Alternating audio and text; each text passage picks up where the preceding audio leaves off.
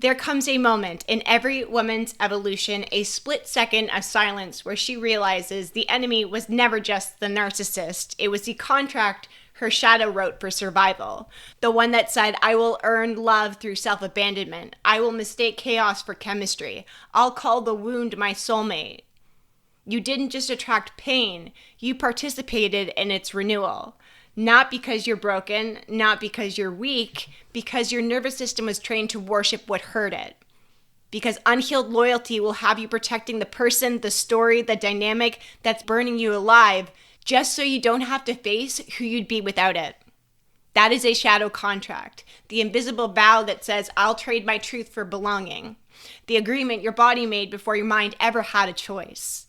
And the moment you meet it, the moment you stop pretending it's about them and finally name it for what it is, you stop confusing your power for punishment, and that's when it breaks. That is when your sovereignty starts. When you become the woman who no longer negotiates her pain, she alchemizes it.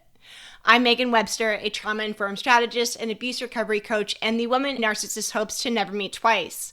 This is the Narcissist's Worst Nightmare podcast, where healing stops being about survival and starts being about sovereignty.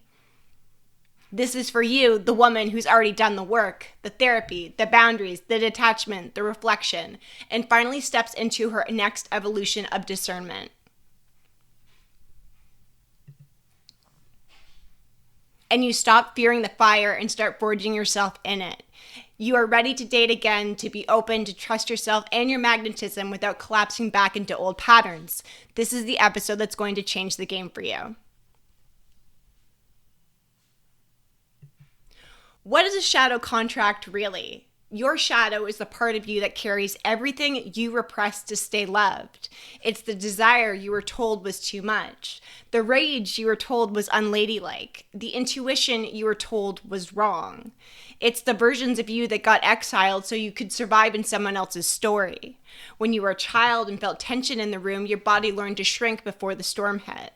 When love felt conditional, you learned to anticipate it, fix it, and perform for it. That is the blueprint that your nervous system still runs on. So the shadow isn't bad. She is certainly efficient. The eternal bodyguard who learned that suppression equals safety. But she doesn't know that the war is over now. The contract itself is the document she still carries. An energetic vow to, I'll sacrifice authenticity for attachment. Every sure that's fine when your gut screamed no. Every I can handle it when you were already exhausted. Every maybe they'll change when you knew for sure they wouldn't. Each of those moments is your signature. It's not on paper. It's written in cortisol, adrenaline, and muscle memory. And until you renegotiate it, your body will keep choosing people who will let you reenact the original scene. That's why women who have done years of healing still feel drawn to men who drip with potential and chaos, because your body thinks that's home. One of my clients did an insane amount of deep work inside of our membership. She faced her trauma, she rebuilt her boundaries, she learned how to hold herself through triggers instead of collapsing in them. By every measure, she was ready, regulated, and super clear. So when she started dating again, she expected to feel different. But the men she attracted were emotionally unavailable, distant, half in, half out types who mirrored the exact patterns she said never again to. And at first she blamed herself. She thought, what's wrong with me? Why do I still pick this? And when we unpacked it, we saw the absolute truth. It wasn't her heart choosing, it was her wiring. Because healing doesn't erase the body's memory overnight. Her nervous system had been conditioned to associate love with intensity, not safety. Her body didn't know how to recognize calm connection as love, peace as boredom, and chaos as chemistry. So the flutter she used to feel and she called butterflies was actually her body bracing for impact. The adrenaline felt like attraction because it was the same chemical rush that once came before abandonment. And that's what most women miss. Your mind can know your worth, but your body still runs on the old code. And until you rewire it, you are going to keep mistaking survival responses for sparks. That's where the Black Cat Academy changed everything for her. Because this is not about becoming harder to love. It's retraining your nervous system to only be open for the energy that can actually hold you. When I say your body doesn't recognize peace as power yet, this is what I mean. Peace feels foreign and chaos feels familiar. So you're unconsciously chasing what matches your nervous system's baseline, not what matches your worth. And that's the first rupture, the gap between you know what you deserve, but you also know what you'll still respond to. And the Black Cat Academy closes that gap by teaching your body to speak a new emotional language. Your shadow is not your enemy. She's your oldest protector, the version of you who learned survival before she learned safety. She's been scanning every room, every tone, every silence since you were young, trying to make sure that you never felt powerless or lost again. But here's the thing, she will replay hell before she risks the unknown of heaven. She mistakes predictability for safety. She confuses control with power. And when she runs your love life, peace will feel like punishment. So when you meet someone who is consistent, calm, and emotionally available, your first thought is going to be, where's the spark? That is not your intuition, that's withdrawal. Your nervous system is detoxing from adrenaline and calling it boredom. You learn to equate intensity with importance. So when someone doesn't make you feel anxious, your body thinks something's wrong. That's why the slow texts to reply feel like rejection. Why the silence sends you spiraling. Why you keep performing, explaining, earning. Because your shadow whispers, if I can just do it right this time, I will finally win love on my terms. It's seductive. It feels like power, but it's actually panic just dressed up. It's control that's designed to install fear. It's not intuition, it's hypervigilance with a makeover. You call it awareness, but it's actually your nervous system on high alert. Here's a deeper truth. The body is loyal to its first language, which is stress. If you grew up calibrating, peace would often feel like a foreign dialect. And you keep chasing the charge that makes you feel alive when it's really just your trauma saying, I know this rhythm and I've danced here before. It's not that you like bad boys. It's that your chaos confirms your existence. It's the see, I matter because I am fixing something again. That is the invisible labor of trauma, the way survival disguises itself as love. That's the invisible labor of trauma, the way it disguises itself as love. And every time you go back, your body says, see, this pain is proof. But here's where that pattern ends, because we're done mistaking pain for presence, which is why I created Forged in the Fire, Turn Your Scars into Sovereignty. We will be live and raw on October 23rd. This is not a motivational speech. It's not a pep talk. It's a live one-night event designed to take that trauma loop out of your body for good. We burn the old emotional architecture. We unhook the nervous system from chaos. We rebuild safety so powerful it finally feels like home for you. And if you're listening to this right now thinking, I know better, but I still feel hooked, this is going to be your next step. We put the registration link in the comments below. When women say, why do I attract unavailable men? What they're really saying is, why does my body still believe love must be chased? And that's the gap I teach you to close, the one between what you know and what you live. You can read every book, quote every therapist, look up all the things on Instagram and say the affirmations. But until your body believes you're safe in stillness, you will keep reenacting the storm. The work isn't to abandon the shadow. It's to meet her, thank her, and to retrain her. I get it. You kept me alive, but I'm safe now. You can rest. That is integration. That is discernment. The moment you stop surviving the pattern and you start to rewire it.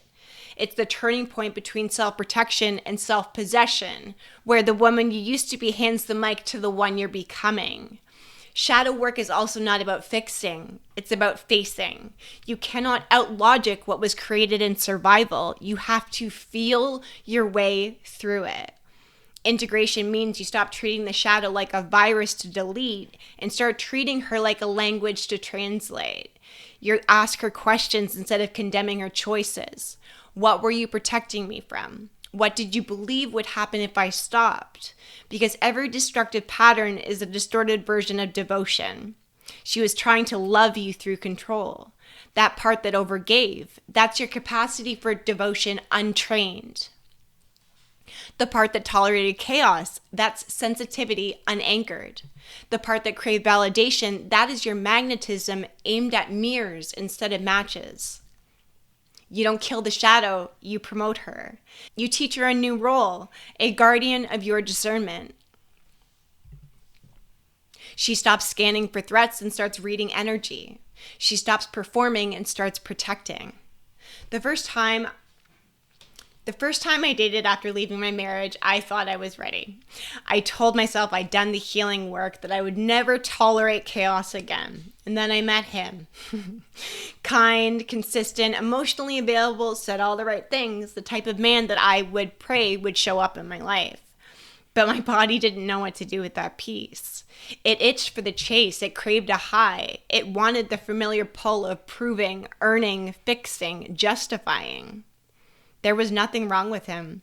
He just didn't activate the part of me that once confused adrenaline for connection. So it felt off to me. It was too different and wildly unfamiliar. And I remember sitting and looking at a text from him when he had offered to drop something off because my son and I were sick. And I was like, oh my God, no. I'd owe him. Why is he being so nice? Instead, I took a breath. I sat in the discomfort, I didn't react, and for the first time, I realized I still had a lot of work to do. This man was being nothing but kind, but my shadow was hunting for the drama, the catch, the high and low roller coaster.